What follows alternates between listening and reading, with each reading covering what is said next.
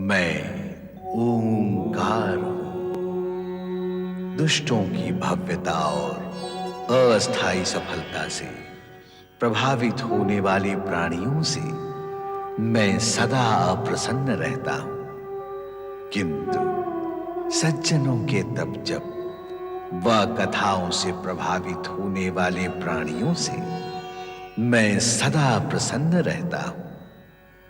ब्रह्मा ब्रह्माणी की, भगवान भगवती की, शिव और शिवा की कथा का सूत्रपात करने वाला एकमात्र सूत्रधार हूं। मैं ओंकार हूं। शिव पार्वती के विवाह की सूचना से तारकासुर क्रोधित, चिंतित और विचलित हो उठता है। एक वृद्ध असुर के सुझाव पर तारकासुर स्वर्ग पर आक्रमण करने की घोषणा करता है। आक्रमण करते हुए तारकासुर व उसकी सेना का विरोध सप्तऋषि करते हैं। इंद्र स्वर्ग के लिए चिंतित होते हैं। श्री हरि विष्णु ब्रह्मा जी से चलने की तैयारी करने के लिए कहते हैं। हिमालय राज वहां आकर कुछ दिन और आतिथ्य स्वीकार करने का आग्रह करते हैं।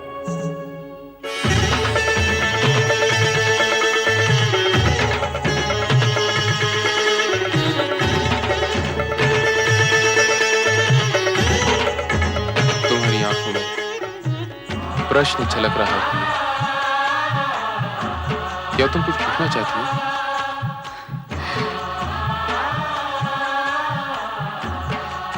अब तो आपकी लीलाएं समाप्त हो गई ना स्वामी? समाप्त? लीलाएं तो अब आरंभ होंगी प्रिय। तो क्या आप अब भी मेरी माता को भ्रमित और व्यथित करेंगे? नहीं नहीं, मैंने न तो कभी उन्हें भ्रमित किया है न व्यथित।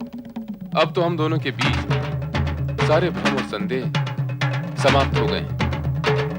मैंने उन्हें विश्वास दिलाया है कि भविष्य में ऐसा कुछ नहीं होगा। पर अतीत में भी ऐसा क्यों हुआ? भावनावश। अर्थात? जैसी जिसकी भावना होती है उसे वैसा ही रूप दिखाई देता है। एक कुरूप बालक की मां को उसका पुत्र सलोना राजकुमार दिखाई देता है, तो एक सुंदर सलोना राजकुमार ही सौतेली मां को दुष्ट दिखाई देता है। मेरी लीलाओं को समझने की कसौटी भी कुछ ऐसी है। यदि कभी तुम्हारे मन में मेरे प्रति कोई भ्रम...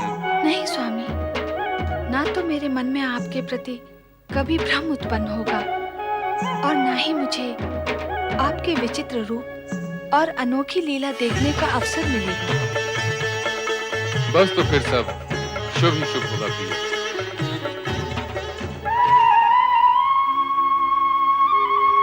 नारायण नारायण नारायण। देवर्षि। देवराज इंद्र, आप और यहाँ? परंतु आप तो... अरे अरे अरे अरे अरे, आपकी पुकार पर मेरे श्री हरि विष्णु का नाम स्मरण अपूर्ण रह गया। उसे मैं पहले पूर्ण कर लूं। श्रीमन नारायण नारायण नारायण।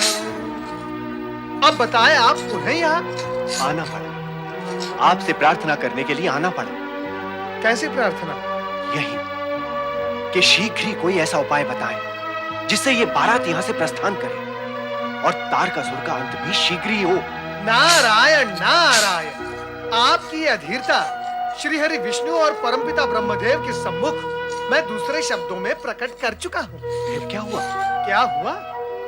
हिमालय राज के निवेदन पर श्री हरि विष्णु और परमपिता ब्रह्मदेव कुछ समय और यहाँ रुकने की अनुमति दे चुके हैं।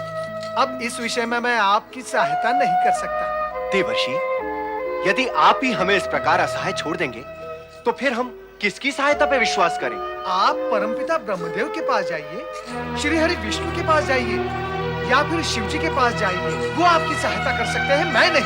वो क्यों सुनने और मानने लगे हमारी बात, जब आप ही हमारी बात नहीं सुन रहे हैं? देवर्षि, त्रिदेव तक जितनी पहुंच आपकी है उतनी अन्य किसी की नहीं है। नारायण नारायण। देवराज, आप मुझ पर अपनी लीला चला रहे हैं। मैं लीला नहीं चला रहा हूं देवर्षि, मैं तो केवल आपसे प्रार्थना कर रहा हूं। शीघ्र ही कोई ऐसा उपाय बताएं जिससे ये बारात यहां से प्रस्थान करे और तार का देवर्षि, कल तक नन्ही सी बच्ची थी, आज कैलाशपति की पत्नी बन गई। अब ये हिमालय भवन छोड़कर कैलाश चली जाएगी। हाँ हाँ, हमारी महारानी अब अकेली रह जाएगी। मैना रानी, पुत्री का विवाह जगत के श्रेष्ठ वर श्री शिव भगवान से आनंद पूर्वक और निर्विघ्न संपन्न हुआ है। पुत्री का आयुष्य सुखमय है। तुम्हें तो इससे अति प्रसन्न होना चाहिए, पर तुम उदास हो, क्यों भला? पुत्री का वियोग ऐसा ही होता है देवी लक्ष्मी। जिस माँ की पुत्री सदा सदा के लिए अपने पति के घर जा रही हो, उसके हृदय की क्या दशा होती है, यह तो केवल माँ ही जान सकती है। पर ये तो होता आया है और होता ही रहेगा। कन्या को माता पिता का गृह त्याग कर पराये घर जाना ही पड़ता है। पुत्री का भावी जीवन सुखी हो, माता पिता के लिए यही सबसे बड़ा सुख है। दुख ना करो महारानी, हर्ष और उल्लास के साथ पुत्री को विदा करो। नारायण नारायण नारायण, श्रीमन नारायण नारायण नारायण। नारद, तुम यहाँ? क्या करता, मैना रानी का दुख मुझे यहाँ खींच लाया, परंतु आपके दुख का कारण क्या है? पुत्री का वियोग ही दुख का कारण है नारद। नारायण नारायण। मैना रानी, कहीं आप इस कारण तो दुखी नहीं कि भगवान शिवशंकर आपकी पुत्री के लिए अयोग्य वर हैं? नहीं देवऋषि, नहीं, कदापि नहीं। शिव जी तो संसार के श्रेष्ठ वर हैं। मेरी पुत्री पार्वती उनके साथ सदैव सुखी रहेगी। मेरे मन में उनके प्रति जो शंकाएं थी, उसी कारण मैं दुख पाती रही हूँ। पर अब सब कुशंकाएं समाप्त हो चुकी हैं देवऋषि। तो फिर तुम दुखी क्यों हो? प्रसन्नता पूर्वक अपनी पुत्री को विदा क्यों नहीं करती? तुम्हें पुत्री मोह है और तुम्हारी पुत्री भगवान शिवशंकर पर मोहित है। विवाह पश्चात तुम्हारे मोह का नहीं, इनके मोह का अधिक महत्व है। अतः मोह त्याग कर प्रसन्नता पूर्वक अपनी पुत्री को विदा करो।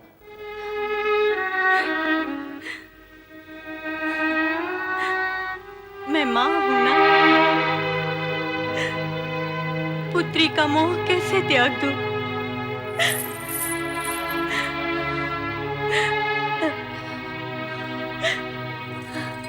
अपने हृदय के अंश को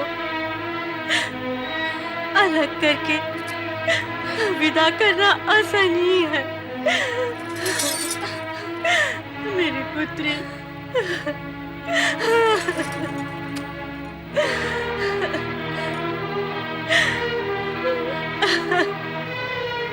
मैना रानी, पुत्री को सहर्ष विदा करो। हाँ, समस्त देवगण प्रतीक्षा कर रहे हैं। अब बारात विदा कर दीजिए, अब अधिक विलंब उचित नहीं। नारायण नारायण। चलो मैना रानी। आओ पुत्री।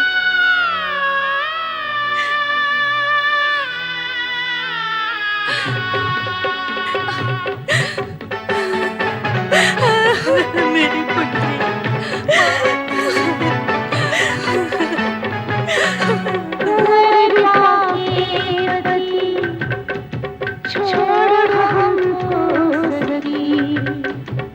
आज जाती है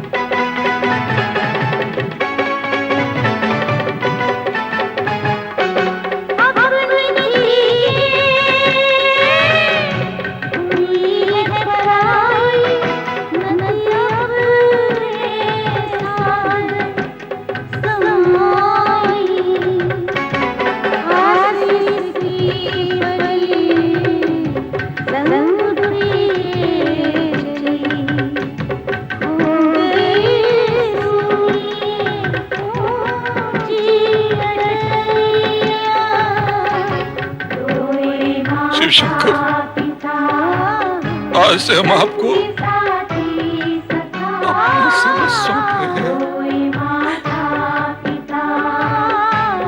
बड़े लाड प्यार से पली है मेरी बच्ची, उसका ध्यान रखना भोलेनाथ।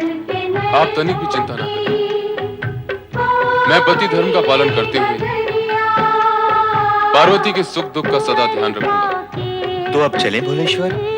जैसी आपकी इच्छा।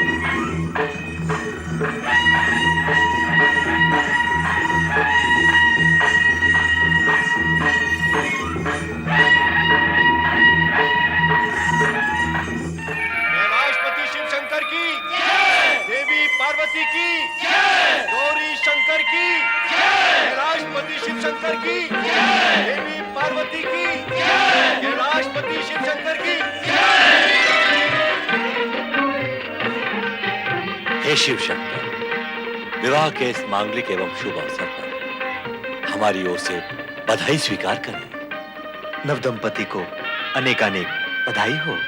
शिव पार्वती दोनों को बधाइयाँ। अब कैलाश हरा भरा हो जाएगा। हाँ, गृहिणी से ही घर की शोभा होती है। और शोभा तो गृह प्रवेश कर चुकी है। अत्यंत मंगलमय समय है भोलेनाथ। हाँ देवराज, चारों ओर मंगलमय वातावरण है। ऐसी शुभ घड़ी इससे पूर्व इस जगत में कभी नहीं आई। समय परिवर्तनशील है देवराज। हम सभी की मंगल कामना है। क्या आपका दाम्पत्य जीवन सुख एवं समृद्धि से परिपूर्ण हो। आप सभी को अनेकानेक धन्यवाद।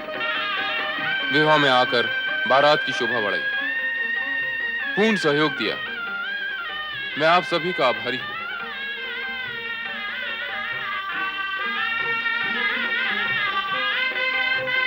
नारायण नारायण, धन्य है आप और आपकी लीला, धन्य है। संपूर्ण जगत का भार उठाने वाला आज स्वयं आभारी है। नारद, तुम्हारा मन किसके भार से भारी हो रहा है? भोलेनाथ, तीनों लोकों में तारकासुर ही सभी के जीवन का भार बना हुआ है। और यह भी अटल सत्य है कि तारकासुर का वध आपके पुत्र के हाथों ही होगा। परंतु तब तक उसके आतंक से देवगणों की रक्षा कैसे होगी भोलेनाथ, कैसे होगी? नारद, तुम तो दानव मानव सभी में समान रूप से पूज्य हो। जाकर उस तारकासुर को सद्बुद्धि दो, पाप कर्मों से दूर रहने की मंत्रणा दो। दुष्ट, अहंकारी और अभिमानी प्राणी सुबुद्धि से दूर भागते हैं और सुबुद्धि की मंत्रणा देने वाले को मारने के लिए उसके पीछे भागते हैं। चिंता करने की कोई आवश्यकता नहीं। उपाय करने में तुम चतुर हो। यदि फिर भी कार्य सिद्ध नहीं हुआ तो हम अन्य कोई उपाय करेंगे। हर हर महादेव।